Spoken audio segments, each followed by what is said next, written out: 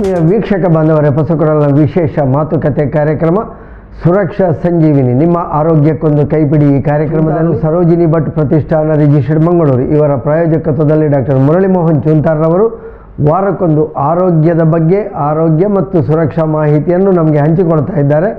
ಅವರನ್ನು ಎಲ್ಲ ವೀಕ್ಷಕ ಬಂಧುಗಳ ಪರವಾಗಿ ಸ್ವಾಗತಿಸ್ತಾ ಇದ್ದೇವೆ. ಸ್ವಾಗತ ಡಾಕ್ಟ್ರೆ.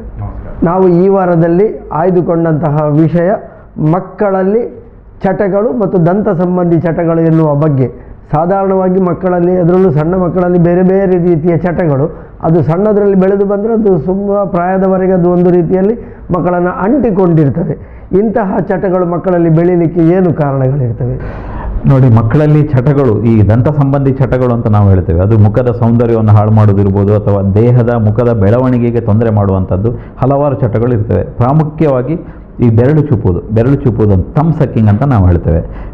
ಮಕ್ಕಳು ಥಂಬ್ ಸಕ್ಕಿಂಗ್ ಮಾಡೋದನ್ನು ಅಪ್ ಟು 3 ರಿಂದ 4 ವರ್ಷದವರೆಗೆ, 5 ವರ್ಷದವರೆಗೆ ನಾವು ನಾರ್ಮಲ್ ಅಂತ ಕನ್ಸಿಡರ್ ಮಾಡ್ತೇವೆ. ಅದರ ನಂತರ ಏನು ಅವರು ಅದನ್ನೇ ಪರ್ಸಿಸ್ಟ್ ಮಾಡಿದರೆ, ಕಂಟಿನ್ಯೂ ಮಾಡಿದರೆ, ಅದನ್ನು ನಾವು ಚಟ ಅಂತ ಹೇಳಬೇಕಾಗತ್ತೆ. ಅದರ ಜೊತೆಗೆ ಈ ಸಾಮಾನ್ಯವಾಗಿ ಎಲ್ಲರೂ ಮೂಗಿನಲ್ಲಿ ಉಸಿರಾಡುವಂಥದ್ದು, ಬಾಯಿನಲ್ಲಿ ಉಸಿರಾಟ ಮಾಡೋದು ಸಹ ಕೆಲವೊಂದು ಮಕ್ಕಳು ಅದನ್ನು ಚಟವನ್ನಾಗಿ ಮಾಡಿಕೊಂಡಿರ್ತಾರೆ. ಬಾಯಿನಲ್ಲಿ ಉಸಿರಾಟ ಮಾಡುವುದರಿಂದ ಬಹಳಷ್ಟು ತೊಂದರೆಗಳು, ದೈಹಿಕ ತೊಂದರೆಗಳಾಗ್ತದೆ. ವಿಶೇಷವಾದಂಥ ಬೆಳವಣಿಗೆ ಮೇಲೆ ಅಫೆಕ್ಟ್ ಆಗ್ತದೆ. ಅದು ಸಹ ನಾವೊಂದು ಡಯಾಗ್ನೋಸ್ ಮಾಡಬೇಕಾಗತ್ತೆ. ಮತ್ತು ಅದು ಇಲ್ಲದಿದ್ದರೆ ಮುಂದೆ ಬೆಳವಣಿಗೆ ಮೇಲೆ ಇದು ಕೆಟ್ಟ ಪರಿಣಾಮ ಬೀರಿ ಮುಖದ ಅಂದವನ್ನು ಹಾಳು ಮಾಡ್ತದೆ. ಅದರ ಜೊತೆಗೆ ಈ ಉಗುರು ಕಚ್ಚುವಂಥದ್ದು ಅಥವಾ ಟಂಗ್ ಥ್ರಸ್ಟಿಂಗ್ ಅಂತ ಹೇಳ್ತೇವೆ. ಟಂಗ್ ಥ್ರಸ್ಟಿಂಗ್ ಹ್ಯಾಬಿಟ್ ಅಂತ, ನಾಲಿಗೆಯಿಂದ ಮುಂಭಾಗದ ಹಲ್ಲುಗಳನ್ನು ದೂಡುವಂಥದ್ದು, ಇದು ಸಹ ಒಂದು ರೀತಿಯ ಚಟ ಅಂತ ನಾವು ಹೇಳ್ತೇವೆ ಮಕ್ಕಳಲ್ಲಿ. ಸೊ ಇದು ಬಹಳ ದೇಹದ ಬೆಳವಣಿಗೆಯ ಮೇಲೆ, ಮುಖದ ಬೆಳವಣಿಗೆಯ ಮೇಲೆ, ಮತ್ತು ಮುಂದೆ ಬೇರೆ ಬೇರೆ ರೀತಿಯ ಮಾನಸಿಕವಾದಂಥ ಮೇಲೆ ಸಹ ತೊಂದರೆ ಆಗ್ತದೆ. ಯಾಕೆಂದರೆ ಮಕ್ಕಳು ಇತರ ಮಕ್ಕಳ ಜೊತೆ ಈ ರೀತಿ ಮಾಡಿದಾಗ, ಅವರು ಗೇಲಿ ಮಾಡಿದಾಗ ಅವರ ದೈಹಿಕವಾದ ಜೊತೆಗೆ ಮಾನಸಿಕವಾಗಿ ಸಹ ಅಫೆಕ್ಟ್ ಆಗ್ತದೆ. ಸೊ ಇದನ್ನೆಲ್ಲ ನಾವು ಆರಂಭಿಕ ಹಂತದಲ್ಲಿ ಗುರುತಿಸಬೇಕು, ದಂತವೈದ್ಯರು ಗುರುತಿಸಬೇಕು, ಅದಕ್ಕೆ ಚಿಕಿತ್ಸೆ ಮಾಡಬೇಕು. ಚಿಕಿತ್ಸೆ ಮಾಡಿದರೆ ಪರಿಣಾಮಕಾರಿಯಾಗಿ ನಾವು ಅದನ್ನು ಚಿಕಿತ್ಸೆ ಮಾಡಿ ಕಂಟ್ರೋಲ್ ಮಾಡ್ಬೋದು, ಮತ್ತು ಅದನ್ನು ಗುಣಪಡಿಸಲಿಕ್ಕೆ ಆಗ್ತದೆ ಅಂತ ಹೇಳಲಿಕ್ಕೆ ಇಚ್ಛೆ ಪಡ್ತೇನೆ. ಮಕ್ಕಳಲ್ಲಿ ಸಾಧಾರಣವಾಗಿ ಎಳೆಯ ಮಕ್ಕಳಲ್ಲಿ ಎಲ್ಲರಲ್ಲೂ ಬೆರಳು ಚಿಪ್ಪುವಂತಹ ಒಂದು ಅಭ್ಯಾಸ ಬೆಳೆದು ಬಿಟ್ಟಿರ್ತದೆ. ಅದು ಏನಾಗಿದೆ ಅಂದರೆ ನೋಡಿ, ಮಕ್ಕಳಲ್ಲಿ ಈ ಮಗು ಹುಟ್ಟಿದ ಕೂಡಲೇ ಈ ಸಕ್ಕಿಂಗ್ ರಿಫ್ಲೆಕ್ಸ್ ಮಕ್ಕಳಲ್ಲಿ ತುಂಬ ಇಫೆಕ್ಟಿವ್ ಆಗಿರುವಂಥದ್ದು. ಯಾಕೆಂತೇಳಿ ಮಗು ಹುಟ್ಟಿದ ಕೂಡಲೇ the very first action of the baby is sucking the nipples. ಮಗು ಹಾಲು ಕುಡಿಯುವಂಥದ್ದು ಅದು ನ್ಯಾಚುರಲ್ ಆಗಿ, ನೈಸರ್ಗಿಕವಾಗಿ ಬರುವಂಥದ್ದು. ಸೊ ಮಗುವಿಗೆ ತಾಯಿಯ ಜೊತೆ, ತಾಯಿಯ ಸ್ಪರ್ಶ, ತಾಯಿಯ ಎದೆ ಹಾಲು ಕುಡಿಯುವಾಗ ಸಿಗುವಂಥ ಸುಖ ಮತ್ತು ಆ ಭದ್ರತೆಯ ಭಾವ, ಮಗು ಎಷ್ಟು ಖುಷಿಯಾಗಿರ್ತದೆ ಅಂದರೆ ತಾಯಿಯ ಮಡಿಲಲ್ಲಿರುವಾಗ ಅದು ಸಂಪೂರ್ಣವಾಗಿ ಸೇಫ್ ಅಂತ ಅದು ತಿಳ್ಕೊಳ್ತದೆ. ಅವಳಿಗೆ ಸೈಕಾಲಜಿಕಲಿ ಆ ಮಗುವಿಗೆ ಏನಂತದೆ, ನಾನು ಸಂಪೂರ್ಣವಾಗಿ ಸುರಕ್ಷಿತನಾಗಿದ್ದೇನೆ ಅಂತೇಳಿ.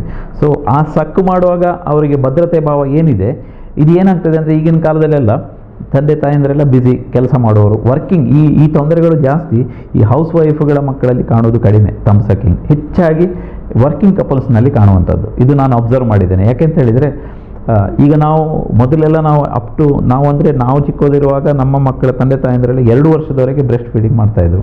ವೈದ್ಯರು ಹೇಳ್ತಾರೆ 1 ವರ್ಷ ಆದ ನಂತರ ಎದೆ ಹಾಲು ಕುಡಿದು ನಿಲ್ಲಿಸ್ಬೋದು ಅಂಥೇಳಿ. ನಾನು ತಿಳಿದ ಪ್ರಕಾರ ಹಳ್ಳಿಗಳಲ್ಲಿ ಈಗಲೂ 2 ವರ್ಷದವರೆಗೆ ಬ್ರೆಸ್ಟ್ ಫೀಡಿಂಗ್ ಮಾಡ್ತಾರೆ. ಜಾಸ್ತಿ ಬ್ರೆಸ್ಟ್ ಫೀಡಿಂಗ್ ಮಾಡಿದಷ್ಟು, ಎದೆ ಹಾಲು ಕೊಟ್ಟಷ್ಟು ಮಗುವಿಗೆ ಒಳ್ಳೆಯದು. ಇದು ಏನಾಗ್ತದೆ, ಈ ವರ್ಕಿಂಗ್ ಕಪಲ್ಸ್ಗಳು ಏನಿರ್ತದೆ, ಕೆಲಸಕ್ಕೆ ಹೋಗುವ ತರಾತುರಿಯಲ್ಲಿ ಇವರು ಡೆಲಿವರಿಯಾಗಿ 1 ತಿಂಗಳಾದ ಕೂಡಲೇ ಮಗುವನ್ನು ಬೇಬಿ ಸಿಟ್ಟಿಂಗ್ ಕಳಿಸುವಂಥದ್ದು, ಅಥವಾ 3 ತಿಂಗಳಾದ ನಂತರ ಇವರು ಕೆಲಸಕ್ಕೆ ಹೋಗ್ತಾರೆ.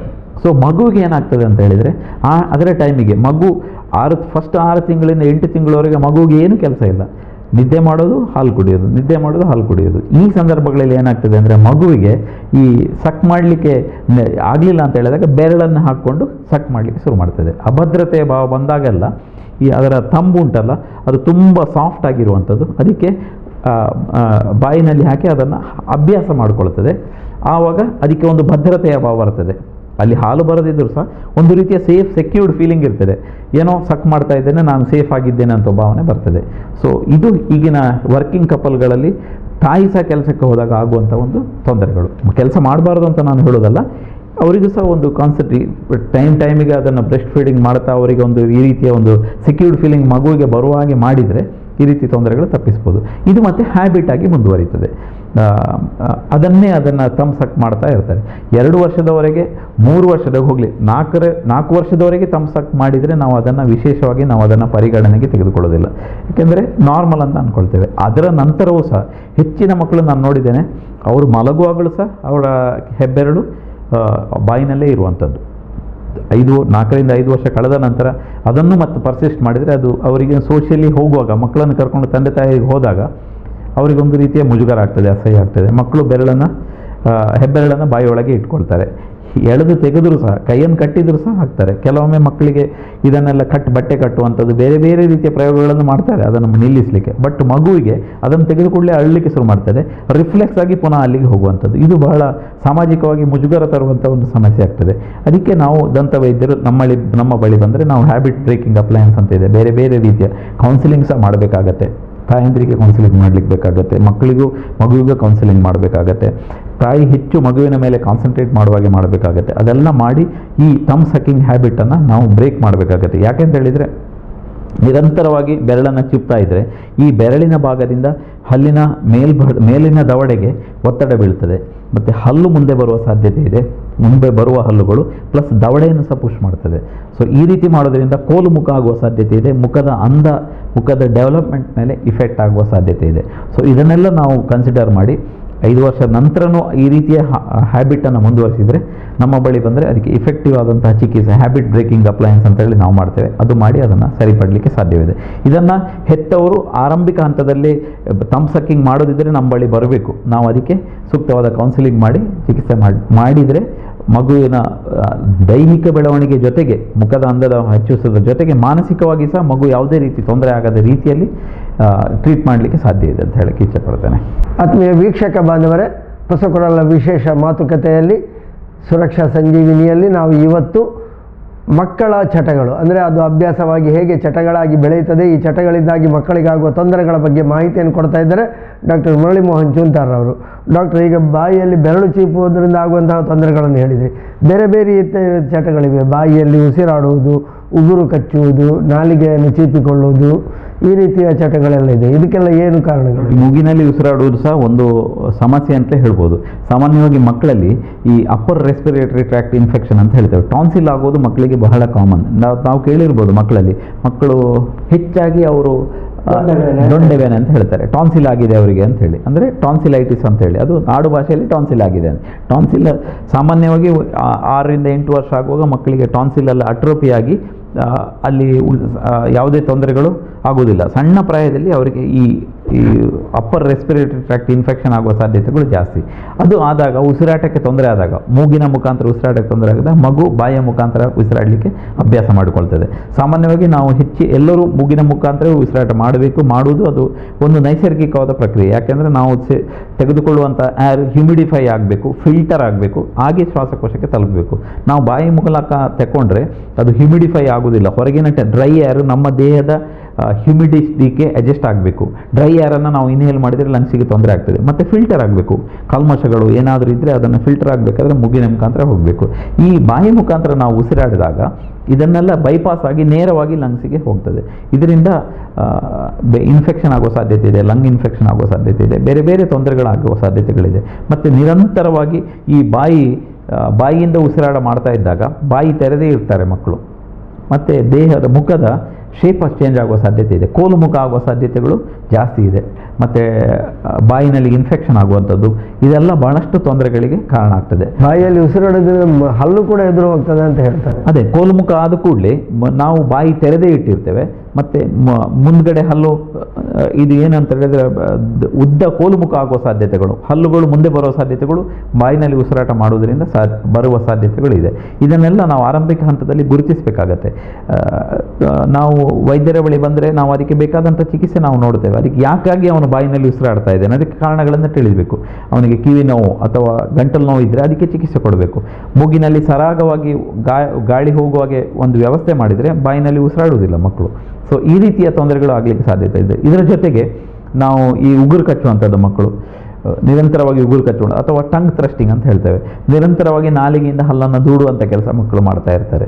ಅವರಿಗೆ ಯಾವುದೇ ರೀತಿ ಅದು ಚಟ ಅಂತ ಅವರಿಗೆ ಗೊತ್ತಿರುವುದಿಲ್ಲ, ಮಕ್ಕಳು ಮೆಚುರಿಟಿ ಇರುವುದಿಲ್ಲ. ಸೊ ಅವ್ರೇನು ಮಾಡ್ತಾರೆ, ನಿರಂತರವಾಗಿ ಹಲ್ಲನ್ನು ಟಂಗ್ ಥ್ರಸ್ಟ್ ಮಾಡ್ತಾ ಇರ್ತಾರೆ, ಒಳಗಿನ ನಾಲಿಗೆಯಿಂದ ದೂಡ್ತಾ ಇರ್ತಾರೆ. ಹಾಗೆ ಮಾಡೋದ್ರಿಂದ ಸಹ ಈ ಹಲ್ಲಿನ ಸುತ್ತ ಇರುವಂತಹ ಮುಖದ ಸುತ್ತ ಸ್ನಾಯುಗಳ ಮೇಲೆ ಒತ್ತಡ ಬೀಳ್ತದೆ ಮತ್ತು ಹಲ್ಲು ಮುಂದೆ ಬರುವ ಸಾಧ್ಯತೆಗಳಿದೆ. ಇವೆಲ್ಲ ನಿರಂತರವಾಗಿ ಮಾಡ್ತಾ ಇದ್ದರೆ ಅದು ಚಟವಾಗಿ ಕನ್ವರ್ಟ್ ಆಗ್ತದೆ. ಸೊ ಇದನ್ನೆಲ್ಲ ತಾಯಂದಿರು ಗಮನಿಸಬೇಕು, ಹೆತ್ತವರು ಗಮನಿಸಬೇಕು.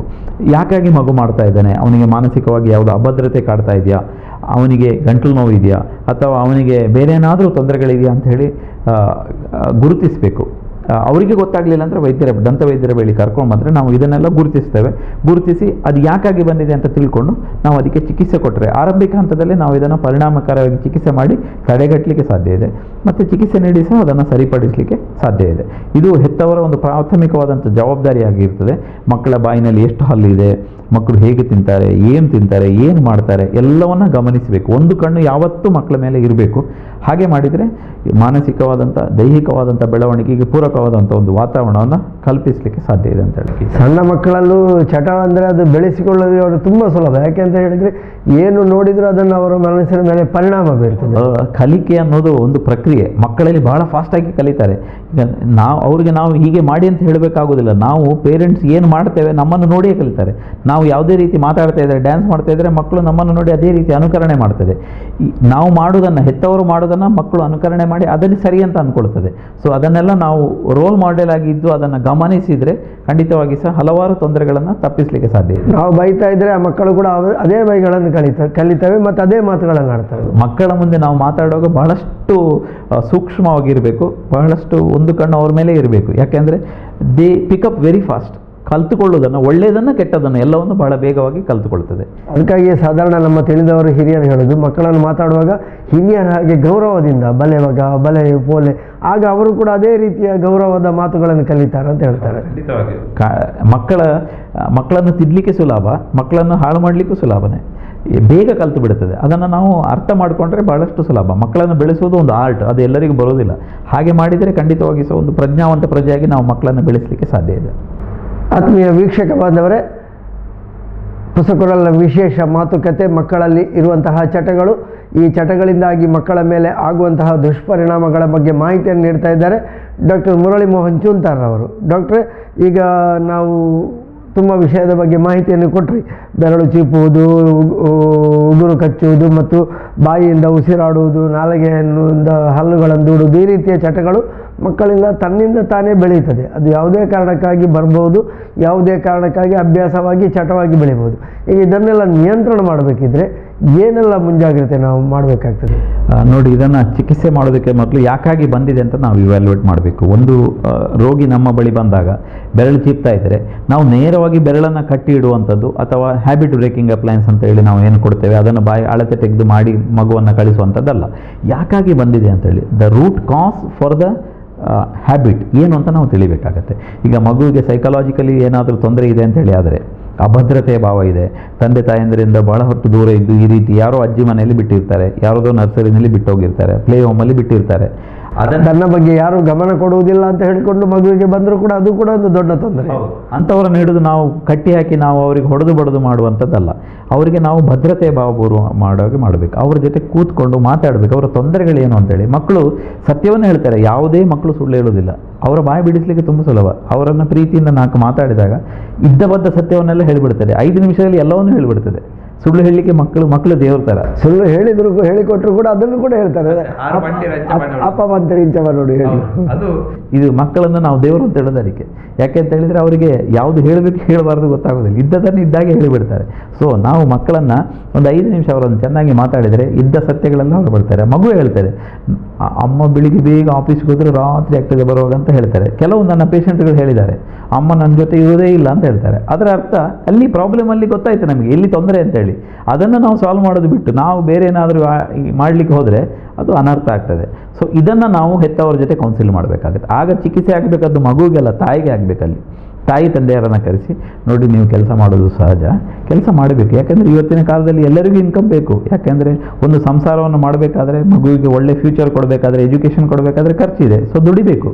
ಎಷ್ಟು ದುಡಿದ್ರೂ ಸಾಲೋದಿಲ್ಲ ಅನ್ನುವಂತಹ ಪರಿಸ್ಥಿತಿಯಲ್ಲಿ ನಾವು ಈಗ ಇದ್ದೇವೆ. ಈಗಿನ ಪರಿಸ್ಥಿತಿ ಹಾಗೇ ಇದೆ. ಎಷ್ಟು ಹಣ ಇದ್ದರೂ ಸಾಕಾಗೋದಿಲ್ಲ. ಎಲ್ಲ ಸಮಸ್ಯೆಗಳು ಎಲ್ಲರಿಗೂ ಇದೆ, ಸಮಸ್ಯೆ ಇಲ್ಲದವರು ಯಾರು? ಸೊ ಆ ಒಂದು ಸಮಸ್ಯೆ ಪರಿಹಾರಕ್ಕೆ ಹೋಗಿ ಇನ್ನೊಂದು ಸಮಸ್ಯೆ ತಂದಿಟ್ಕೊಂಡ್ರೆ ಇದು ತೊಂದರೆಗಳಿಗೆ ಕಾರಣ ಆಗ್ತದೆ. ಸೊ ಇದನ್ನು ಅರ್ಥ ಮಾಡಿಕೊಂಡ್ರೆ ಸೊ ತಂದೆ ತಾಯಂದಿರನ್ನು ಕೂರಿಸಿ ಒಂದು ಕೌನ್ಸಿಲಿಂಗ್ ಮಾಡಬೇಕಾಗತ್ತೆ. ಅವರನ್ನು ಸೈಕ್ಯಾಟ್ರಿಸ್ಟ್ ಹತ್ರನೂ ಕಲಿಸ್ಬೋದು.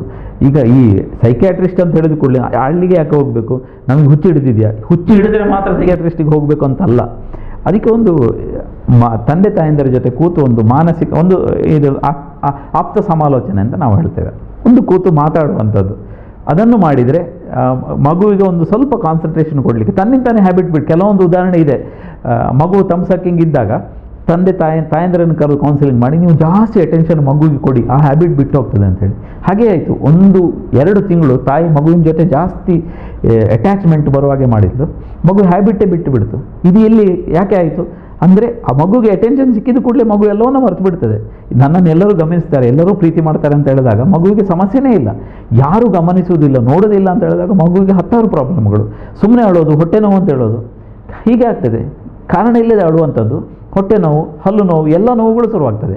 ಜೊತೆಯಲ್ಲಿ ಎಲ್ಲರೂ ಇದ್ದಾಗ ಯಾವುದೇ ನೋವಿಲ್ಲ. ಅದಕ್ಕೆ ಮತ್ತೂ ಒಂದು ಕಾರಣ ಕೊಡ್ತಾರೆ. ಯಾಕೆ ಅಂತ ಹೇಳಿದರೆ, ನನಗೆ ನೋವು ಉಂಟು, ಜ್ವರ ಉಂಟು ಅಂತ ಹೇಳಿದ ಕೂಡಲೇ ಎಲ್ಲರೂ ಮಗುವಿನ ಬಗ್ಗೆ ಹೆಚ್ಚು ಗಮನ ಕೊಡ್ತಾರೆ ಎನ್ನುವಂಥ ಒಂದು ನಾನು ಮಾತನ್ನು ಕೇಳಿದ್ದೆ. ಹೌದು, ಅದು ಹಾಗೆ. ಅದು ಮಕ್ಕಳು ಅಟೆನ್ಷನ್ ಸೀಕಿಂಗ್ ಡಿಸಾರ್ಡರ್ ಅಂತ ಹೇಳ್ತಾರೆ, ತನ್ನ ಬಗ್ಗೆ ಗಮನ ಸೆಳೆಯುವುದು.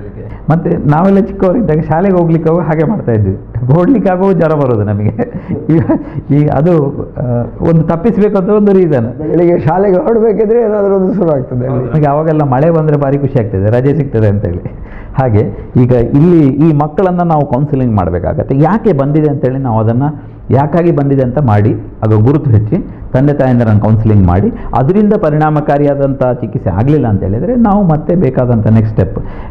ಹಿಂದಿನ ಕಾಲದಲ್ಲೆಲ್ಲ ನಮಗೆ ಇಂದು ಪ್ಲಾಸ್ಟಿಕ್ ಆದಂಥ ಒಂದು ಇದನ್ನು ಹಾಕ್ತಾಯಿದ್ರು, ಬಟ್ಟೆ ಕಟ್ಟುವಂಥದ್ದು, ತಂಬನ್ನು ಅದಕ್ಕೆ ಕಹಿ ಆದಂಥ ಒಂದು ಬಟ್ಟೆ ಇದರಲ್ಲಿಟ್ಟು ಚಿಬ್ಬಾರದು ಅಂತೇಳಿ ಆ ರೀತಿ ಮಾಡುವಂಥದ್ದು, ಕೈ ಕಟ್ಟಿ ಇಡುವಂಥದ್ದು, ಇದೆಲ್ಲ ಎಕ್ಸ್ಟ್ರೀಮ್ ಸ್ಟೆಪ್ಸು. ಮತ್ತು ನಾವು ಮೇಲ್ಗಡೆ ಭಾಗದ ಒಂದು ಅಚ್ಚನ್ನು ತೆಗೆದು ಹ್ಯಾಬಿಟ್ ಬ್ರೇಕಿಂಗ್ ಅಪ್ಲಯನ್ಸ್ ಅಂತ ಹೇಳಿ ಆ ಮೇಲ್ಭಾಗದಲ್ಲಿ ತುಂಬ ಶಾರ್ಪ್ ಇರುವಂಥ ಒಂದು ವೈರ್ಗಳನ್ನು ಇಟ್ಟು ಅದು ಇಲ್ಲಿ ಇಟ್ಟ ಕೂಡಲೇ ಅವರಿಗೆ ಗೊತ್ತಾಗ್ತದೆ ಅದು ಇಡಲಿಕ್ಕೆ ಇದು ಮಾಡುವ. ಅದು ಓನ್ಲಿ ಟೆಂಪ್ರರಿ, ಯಾಕೆಂದರೆ ಅದನ್ನು ತೆಗಿಲಿಕ್ಕೆ ಗೊತ್ತಾಗ್ತದೆ, ಮಗ ಅದನ್ನು ತೆಗೆದು ಬಿಸಾಕಿ ಪುನಃ ಕಚ್ಚಿಕೊಳ್ತದೆ. ಸೊ ಈ ರೀತಿ ಎಲ್ಲ ವ್ಯವಸ್ಥೆಗಳು ನಮ್ಮ ಹತ್ರ ಇದೆ. ಎಲ್ಲ ಯಾವ ಕಾರಣದಿಂದ ಆಗಿದೆ ಅಂತೇಳಿ ಅದನ್ನು ನೋಡಿ ಆಮೇಲೆ ಇದನ್ನು ಮಾಡಿದರೆ, ಇವನ್ ಟಂಗ್ ಥ್ರಸ್ಟಿಂಗ್ ಅಂತ ಇದೆ, ನಾಲಿಗೆ ಮುಂಭಾಗಕ್ಕೆ ಒತ್ತುವುದಕ್ಕೂ ಸಹ ಈ ಹ್ಯಾಬಿಟ್ ಬ್ರೇಕಿಂಗ್ ಅಪ್ಲಯನ್ಸ್ಗಳಿದೆ.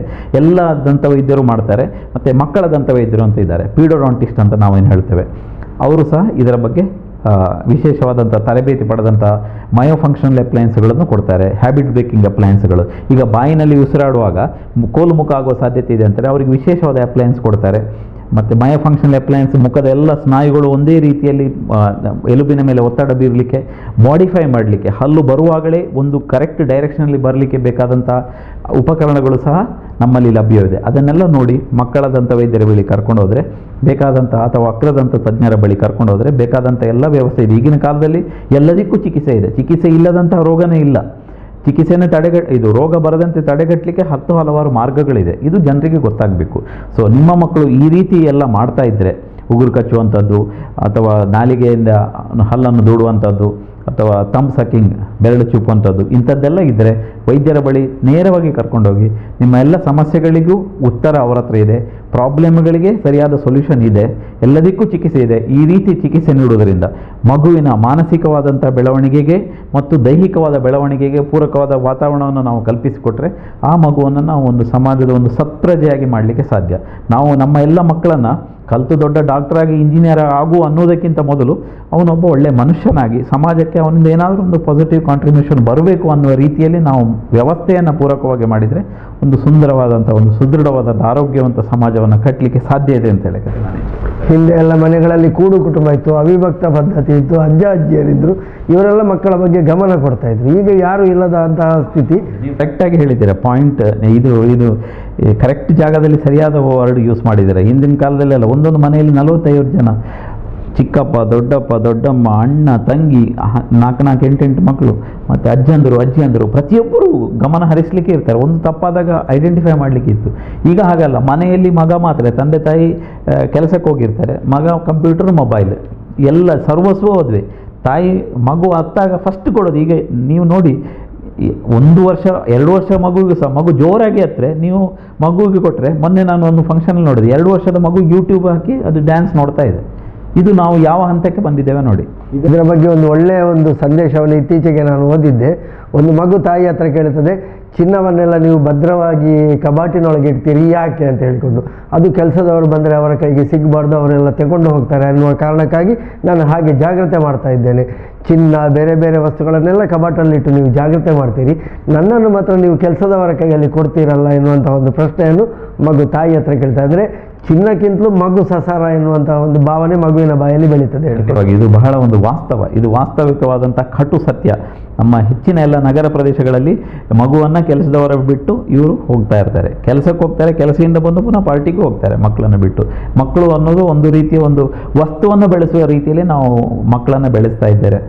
ಅದಕ್ಕಾಗಿ ಈಗ ಹೇಳಿದಲ್ಲ, 2 ವರ್ಷದ ಮಗುವಿಗೆ ಮೊಬೈಲ್ ಕೊಟ್ಟು ಜೋರಾಗಿ ಮಗು ಹತ್ತಿರ, ಹಿಂದಿನ ಕಾಲದಲ್ಲೆಲ್ಲ ಆ ರೀತಿ ಮಾಡೋ ಪ್ರಶ್ನೆನೇ ಇಲ್ಲ. ಮಗುವನ್ನು ಎತ್ಕೊಂಡು ಸಮಾಧಾನ ಮಾಡಿ ಮುದ್ದು ಮಾಡಿ ಯಾಕೆ ಅಳ್ತಾ ಇದೆ ಅದನ್ನೆಲ್ಲ ನೋಡ್ತಾ ಇದ್ರು. ಈಗ ಆಗಲ್ಲ, ಒಂದು ಮೊಬೈಲ್ ಕೊಟ್ಬಿಟ್ಟು ಅವ್ರ ಪಾಡಿಗೆ ಮಗು.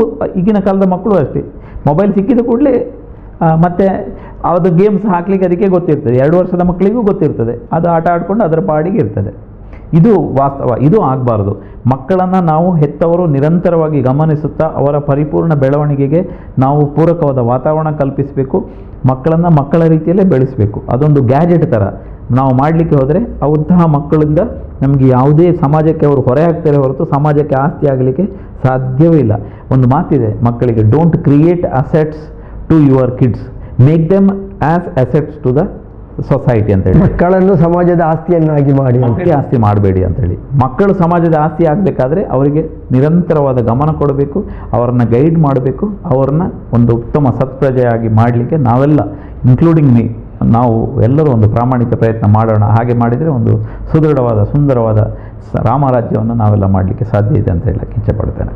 ಆತ್ಮೀಯ ವೀಕ್ಷಕ ಬಾಂಧವರೇ, ಮಕ್ಕಳ ಚಟಗಳು ಎನ್ನುವಂತಹ ಈ ವಿಷಯದಲ್ಲಿ ಮಕ್ಕಳನ್ನು ನಾವು ಹೇಗೆ ಬೆಳೆಸಬೇಕು, ಹೇಗೆ ನಮ್ಮ ಆ ಒಂದು ವಸ್ತು ಒಡವೆಗಳನ್ನು ಜಾಗ್ರತೆಯಾಗಿ ನಾವು ಭದ್ರವಾಗಿ ಇಡಲಿಕ್ಕೆ ಜತನವಾಗಿ ಗಮನ ಕೊಡ್ತೇವೋ ಅಷ್ಟೇ ಗಮನ ಮಕ್ಕಳ ಬೆಳವಣಿಗೆಯಲ್ಲೂ ನಾವು ಕೊಡಬೇಕು. ಮಕ್ಕಳನ್ನು ನಮ್ಮ ಆಸ್ತಿಯನ್ನಾಗಿ ಬೆಳೆಸಬೇಕು ಎನ್ನುವಂತಹ ಒಂದು ಒಳ್ಳೆಯ ಮಾತುಕತೆಯಲ್ಲಿ ಮಾಹಿತಿಯನ್ನು ಕೊಟ್ಟಿದ್ದಾರೆ ಡಾಕ್ಟರ್ ಮುರಳಿ ಮೋಹನ್ ಚಂತಾರ್ರವರು. ಇದಕ್ಕಾಗಿ ಎಲ್ಲ ವೀಕ್ಷಕ ಬಂಧುಗಳ ಪರವಾಗಿ ಅವರಿಗೆ ವಂದನೆಗಳನ್ನು ಸಲ್ಲಿಸ್ತಾ ಇದ್ದೇವೆ. ವಂದನೆಗಳು ಡಾಕ್ಟ್ರೇ. ಧನ್ಯವಾದ.